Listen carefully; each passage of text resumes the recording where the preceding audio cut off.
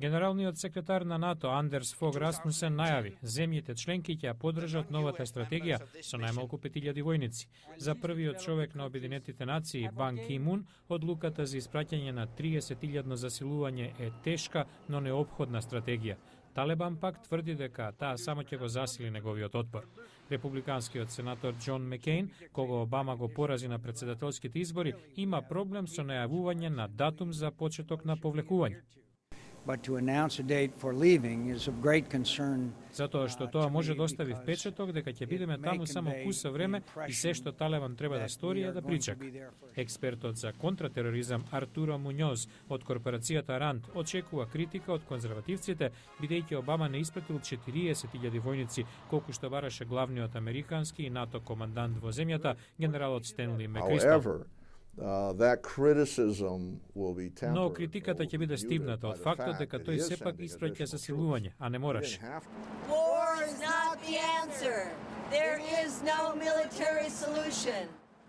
Дури и фракции во партијата на Обама спорат околу засилувањето. Некои демократи се целосно против војната, додека други сметаат дека засилувањето ќе чини премногу. Конгресот треба да ги одобри средствата за дополнителни сили во Авганистан и ние ќе ги поддржиме оние конгресмени кои ќе гласаат против. Одлуката посекако е една од клучните во досегашниот мандат на Обама. Со испраќањето на засилување, председателот прифаќа одговорност за лидерската улога во војната во Авганистан. Ким Каган беше дел од цивилна советодавна група што ја состави генералот Мекристал. Фактичката ситуација е дека немаме доволно сили во Авганистан за да спроведеме кампања против Талебан. Други аналитичари дури велат дека засилувањето само по себе не значи и успех.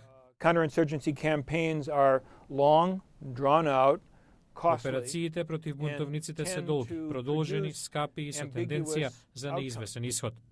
Бејсевиќ, кој предава на Бостонскиот универзитет, дури прогнозира. I see no evidence that even if we succeed in Afghanistan. Не гледам докази дури и да успееме во Авганистан, а се сомневам во тоа дека ќе забиеме колец во срцето на џихадизмот. Најверојатно само ќе го заостриме проблемот.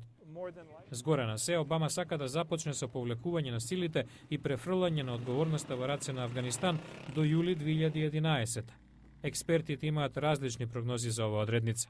A rough approximation is about 3 years at the higher Според level. груба проценка, со голем број на сили, ќе бидат потребни околу 3 години за обука, опремување и распоредување на афганистанските сили за да ја преземат задачата.